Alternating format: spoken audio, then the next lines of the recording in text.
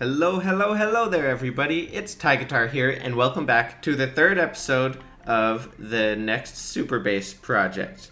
Now, I have to say right off here at the very beginning, one of you commented on the last video, shout out to Prismatical, who suggested the name Tigaria for the world, and I think that would be an awesome name. So I think what we can do is just call this whole world and the base project as a whole Tigaria, and then we can have subparts within that, like Are You Smarter Than the Guide for Terraria trivia and other things like that. So thank you so much for that idea. I think that's a pretty awesome name, and it's simple enough to just be really easy to go with. So that's awesome. So thanks a ton. I have been doing quite a bit of work since the last episode. I think this is the longest time that I haven't uploaded a video since I started series videos with the hardcore series last time. So anyway, I'm sorry for the big break in content, but it's taken me a while to do all this. And I finally was able to clear out the entire world, gathered up all of the chests, and they're basically all right here. So I just wanted to show you guys off what the loot looks like from one entire world, basically. Here in this chest, I have most all of the chests that I collected. All of these that I placed down, I also picked up from this world. And there were a handful, like at the very beginning of last episode, or maybe the first one. A handful of chests that I picked up and accidentally put back off of this world already and didn't record it.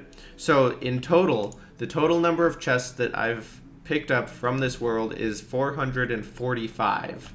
And of course that does not include the dungeon or any chests that I missed, because I probably missed some. Here's the work that I've been doing on trivia. I'll get into that in just a second. So let's check it out. I have the water chest loot sorted up here. Sandcastle buckets, water walking, and then there's tridents and breathing rods in here. Here's all of the surface chest loot that I found. It's pretty interesting actually, like only one spear, only one aglet, 4 sets of climbing claws. Usually these things are the things that I have a hard time coming up with. And then of course the regular gold chest loot, 20 extractinators, surprisingly 8 lava charms. I'm actually pretty happy about that. Those will be nice to keep on hand.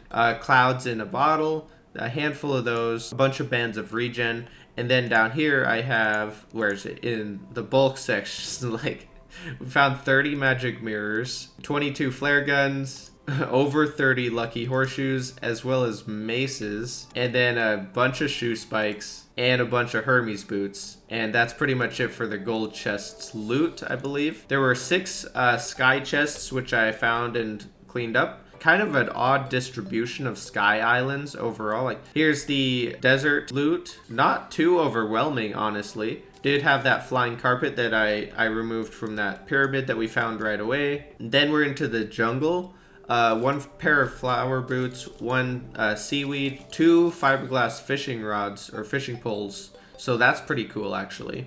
And then a handful of the regular things as well. And then it also overflowed into the webbed chest, where I collected all of the web slingers that I got. And let's see, we got the ice chest section. Pretty standard here, I suppose. And then here's the distribution of shadow chest loot, as well as an obsidian rose. So I found 3 flame lashes on this world and got an obsidian rose from like the second fire imp that I killed. As I was like working my way up and down, I would spend like 2 seconds in the underworld each time. There's still some cleanup work to do here, by the way. Like this sand can probably get cleaned up and taken out of there. I can do that later. But yeah, I couldn't believe that. Got an obsidian rose right away, as well as 3 flame lashes. And let's see. Okay, now we're into like the random other stuff. I did loot the lizard temple chests. I actually left the temple pretty much entirely intact, other than just taking the chests out. Surprisingly, killed Tim 6 times while I've been working on this project, and got 3 dead man sweaters, which not actually very many for an entire world. So I also did my best to grab all the geysers that I saw. So I grabbed 64 geysers. I picked up 35 detonators. And let me find the dart traps. I forgot to pull those out. They should be somewhere in here, though. Oh, here they are. So 211 dart traps I found from this world, and I'm sure that's not all of them, but I did try to get all of them that I saw. So that's pretty funny.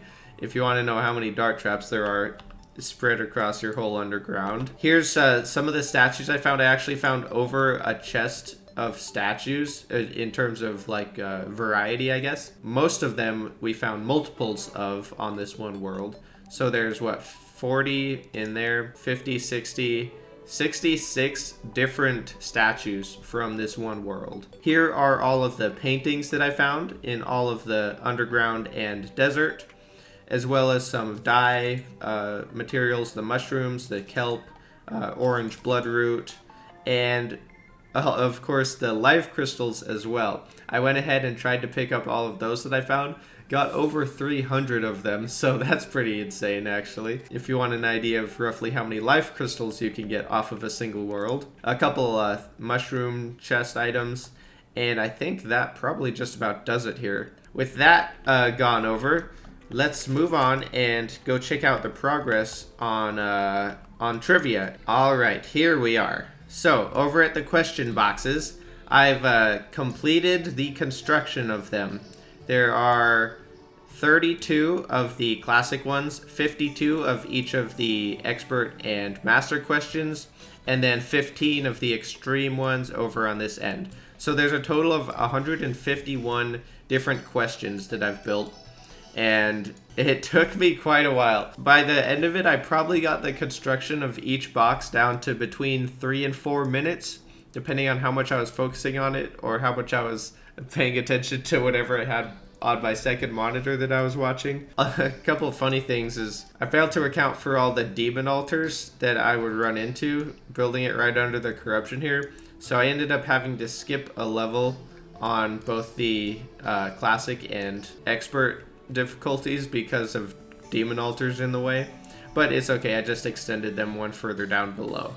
So it all worked out good. But anyway, I'm super happy with this. I just checked, and on this character, since we generated the world, it's been 33 hours, roughly, of work. So that's digging the tunnels, contaminating the corruption, looting all of the chests, organizing those a little bit, and then building all of these question chambers. And that doesn't include any of the other planning that's been behind the scenes so far, like the writing of the questions and figuring out how everything's going to work. That does include building and testing the mechanisms though, so that's good. Let's just take a look at all these expert level question boxes. So all I have left basically is the wiring and the mechanism construction. And then of course I guess there's the interface. So up on the surface I'll have to build like an interface that actually looks cool, where you'll start the game and it sends you to the starting questions in each category and that. So that'll be pretty much all I have left to do.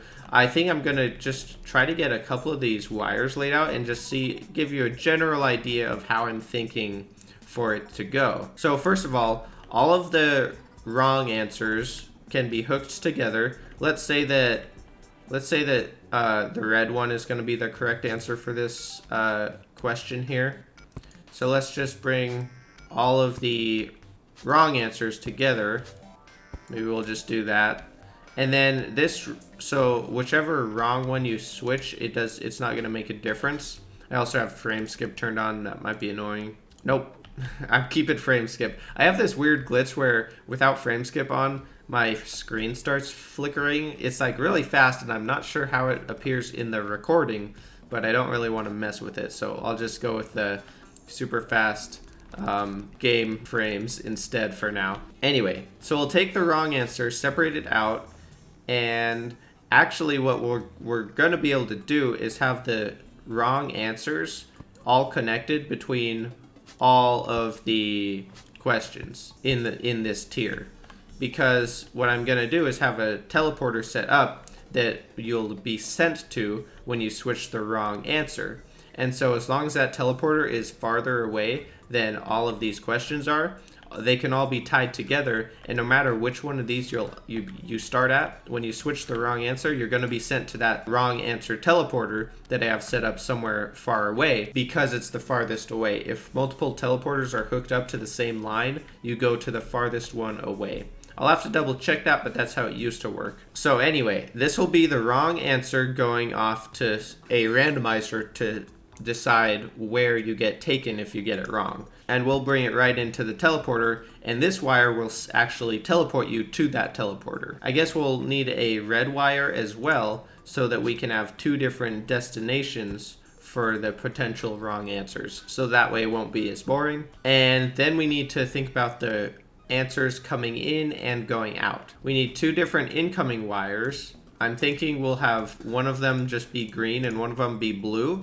And so we'll have the incoming teleporters from up above coming down from up there. And that'll bring you into this teleporter. And then of course we can split it. So we'll have the green one coming from the right or whatever. And then the blue one will be coming from the one above where we are here. So say the blue wire connects from this one and the green wire connects from this one. Then we'll be good. And then we'll have the outgoing wires. Again, I guess I'll just use blue and green for now. We can take it from the other end of the teleporter and send that wire down to either this question box or this question box. And that should be pretty much all I have to do, other than, oh, I forgot the, let's say green for right maybe. So the correct answer we'll take up here and send off to the randomizer that decides whether you go down or to the right, and then the randomizer will activate one of these, either the green or the blue wire here, to send you forward. So that's the general idea. Of course, it'll probably take me a good amount of time to get it all straightened out, cleaned up, and actually connected, because once I do this 4 different times and 13 different times for each question here, things are gonna probably start getting crossed and getting a little bit complicated. So I'll have to get all that straightened out and wired up, but that's gonna be my next step. If you notice, there's 3 of these questions, right? Since we only have 15 of them total, I decided that we would only have 3 different options instead of 4 questions per tier. Oh look, goblins are coming. So in order to start this game, we need a 3-way randomizer to send you to one of these 3 positions at an equal chance. Once you're in here, we can just use 2 ways to either go down or to the right, so that won't be an issue. But we do need a 3-way version to get started here. I have been working on a 3-way randomizer, and I have one built, so I just want to show you that real quick. Back on the main world, and right over here is that bad boy. So the basic idea is you start on this teleporter right here in front of me, and I have a player sensor to detect when we step onto this teleporter here. And what that does is activates these 2 statues right over here. We have a buggy statue and a worm statue hooked up here. And so the buggy statue actually spawns either buggies, sluggies, or grubbies at equal chance. So from this statue, we'll have one of those 3 critters spawn when we activate it. Down below we have a worm statue, which spawns a worm, and basically we have the worm race against whichever bug or whichever critter is spawned from the buggy statue. And so that basically this statue is the 3-way randomizer. We have 3 different outputs possible. Now the question is, how do we detect that? That's where the worm comes in. So when the worm reaches this pressure plate right here, the first one that it comes to, it activates these 3 lamps on the bottom here for these logic gates down below. Now up above we have the either sluggy, buggy, or grubby, which activates 3 different sets of pressure plates. By the way, you see all these pressure plates are doubled up. That's because I would have to use weighted pressure plates for this same function, but weighted pressure plates only activate when a player steps on it. So instead I just had to extend it and use 2 pressure plates instead. So the Sluggy, Buggy, or Grubby will activate those pressure plates in sequence, and whichever one happens to be activated while the worm activates his will send a signal through. So the Grubby is the slowest. It will send this blue signal through. So let's just demonstrate that real quick. I also have echo blocks here that trap you on the teleporter so you can't move off of it once you get on. You'll see we got a Sluggy. So the Sluggy passed over the first pressure plates and nothing happened.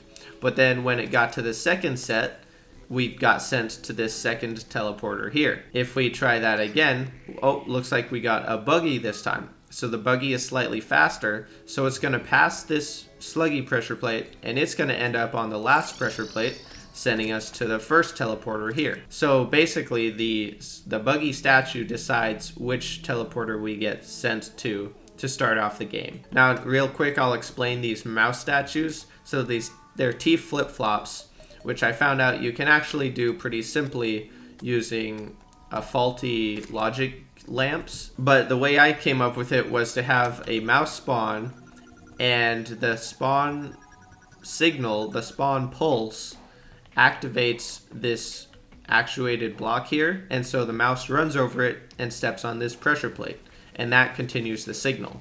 And now when the second pulse comes from us leaving the platform here, the next mouse spawned will fall into the lava and won't activate the pressure plate. So what it does is it separates a 2-pulse signal down to 1 pulse, so that the statues and everything else only activate once. If I didn't have these in here, let me just demonstrate that. If I connect these wires all together here and just override the T flip-flop so that way the signal is continuous, when we get teleported by the pulse from the when the logic gate teleports us, we get sent straight back again, because there's 2 pulses from the logic gate turning on and then the logic gate turning off, and so it doesn't work properly. So that's why we needed the T flip-flops down here, just so that we could separate out that 2-pulse signal into a 1 pulse. So anyway, that's how the 3-way randomizer works. This is the one that I've come up with. There might be other ways to do this, and it's slightly complicated, but it could be a lot less complicated if I just update these T flip-flops and make them a lot more condensed. Well, anyway, that is where we're at with Tigaria. I'm very happy with the progress, rather, and I'm actually looking forward to having the game up and running pretty soon here. It's been quite a big project, but I think we're coming down the final stretch, or at least approaching it anyway. So I'm going to deal with these goblins here and then work on trying to get the whole system wired up and ready to go here. I think that's going to do it for this little update episode. I'm hoping to get it play testable pretty soon here, so that should be pretty awesome. I'm really looking forward to that. And yeah, I hope you guys enjoyed the video. Thanks a whole bunch for watching. The song of the episode for today is going to be Hypnotize Me by Wang Chung. So check that out. It's a pretty awesome song. And I will see you guys in the next one. Have an awesome rest of your day.